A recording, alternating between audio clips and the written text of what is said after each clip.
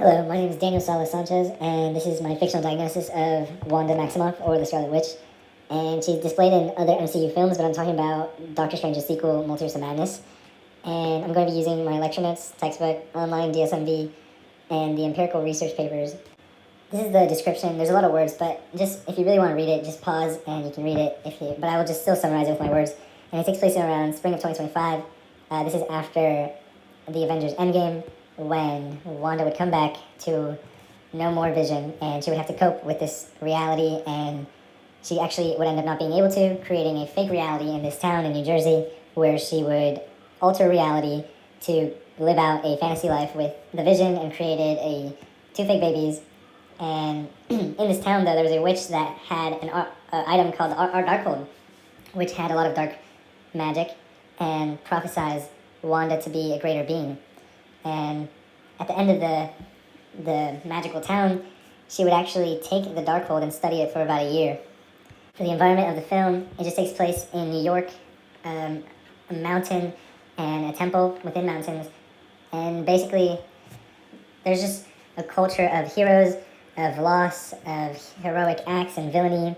There's a culture of magic and sorcery and understanding all of these things within this universe exist, and grasping all these things. And there's also the new concept of the multiverse, where all these characters can understand there's alternate versions of themselves in this multiverse everywhere, and the people they love.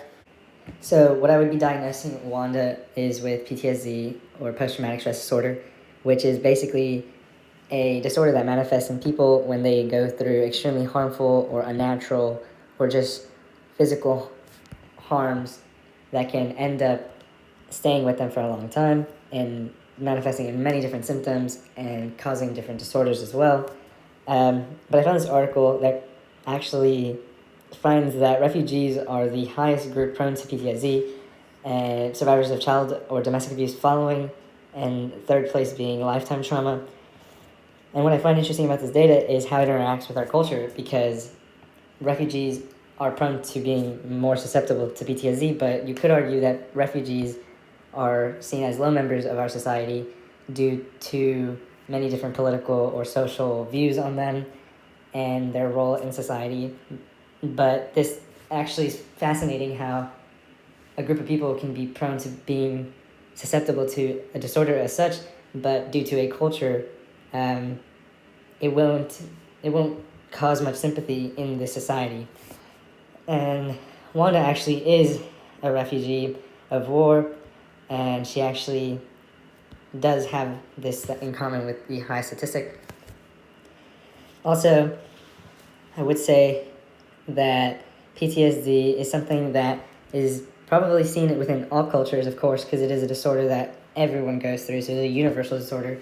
But the way that cultures see it or influence or perceive it can still all be different. All groups of people, age groups, and lifestyles can go through a PTSD event or caused event. So I think in a cultural and a multicultural perspective, PTSD is overall respected and seen with disorder. So as evidence of this, we would have to actually use the previous content Wanda's seen in, but she's actually seen the death of her parents due to bombing, due to war. She would be experimented on by a secret society with her brother and experience trauma through that. She would then see the death of her brother in a violent battle, which would also see the destruction of her hometown. She would cause an accidental bombing during a mission that would kill a lot of citizens. She would also have to kill her own lover, then see him be brought back to life and then killed again in front of her. She would create a fake town with her fake husband and create fake children, and have to also say goodbye to that town. She would also be exposed to a metaphorical substance or dark magic that would also influence her for about a year. And she would also be seen to have heightened vigilance and a stronger sense of awareness throughout the entire film, and also had more recluse lifestyle within the film. She has also been seen to have dissociative amnesia and identity disorder with depersonalization as well. and she's been able to be seen with negative appraisals and inappropriate coping strategies as seen with the Darkhold. And it can also be said that her death as a suicide can also be an indicator of PTSD because it is associated with suicidal thoughts, attempts, and even death from this disorder.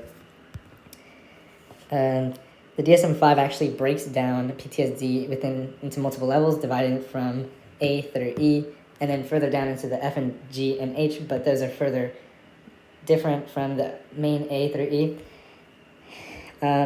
But these basically all go to show that PTSD is a well-established disorder, and actually it's been added, 2 new things have been added within this disorder, as in this dissociative subtype and the preschool subtype, which means that children 6 years and younger will be having different symptoms than adults who are older than that age, and the dissociative one goes to show that there's different symptoms that can fall in line with different disorders as well, such as disassociation or depersonalization and stuff like that.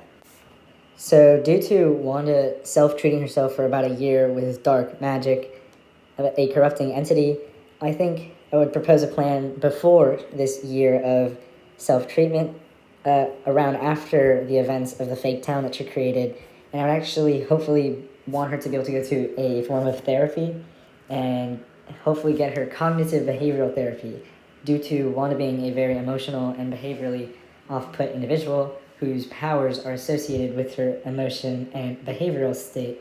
So I feel that the different types of techniques, such as like the full exposure therapy, can be too much for a character like this. My ethical concerns are that she is a criminal, a very dangerous person, due to this disorder and all the mental illness that she displays. So actually getting her treatment would be a question of the law and justice. Also, situational boundaries are that she actually took a town hostage and enslaved people, which would make her a criminal even before the movie where she would go on a rampage. So these are these ethical concerns, of course, of the character. In a broader sense, though, is the film accurate? I think the film is accurate to an extent. Of course, these topics are all very fictional, such as magic, dark magic, and the multiverse, all things that do not really exist in reality, but we can think about psychology and mental illness within this reality fiction. And I would say that Wanda is a character who's gone through many different criterions for PTSD, which definitely do establish her as a person who has PTSD, such as the loss of such family members and such. But I would also say that within this film, it also shows a different perspective, that she would also kind of lose her identity in this film and actually succumb to this Scarlet Witch character in this universe. She would let go of Wanda. In the film, actually, we can quote her and say, it won't be Wanda who comes for her, it will be the Scarlet Witch, meaning she probably has already let go of her former self or her true identity. And within this new identity, though, there's still signs of PTSD within this witch, because in the film, there's a point where another mind reader actually enters her brain, and the Scarlet Witch has created a fear of trauma of a war. Like, she had to create an establishment of fear within her mind, and it was of war. So it goes to show that she still has PTSD.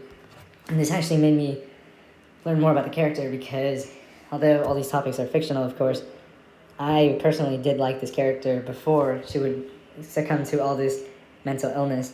And it actually made me think that it was more realistic in that sense, because she was always a hero to me, and to see her go down these paths explained with mental illness actually makes me feel that it was a bit more realistic to what could happen to anybody in real life.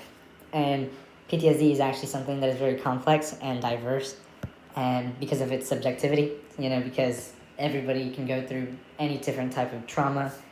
It doesn't mean that one trauma is worse than the other. It just means that everybody perceives things differently according to their environment, how they were raised, their psychology, all of these different factors involved. And it also depends on pre-existing conditions they may already have, and all these different things that can influence how the disorder will play out in a person. And no one person will experience PTSD the same, I feel like I've learned. And it's very interesting to see it in this film. And these are my references.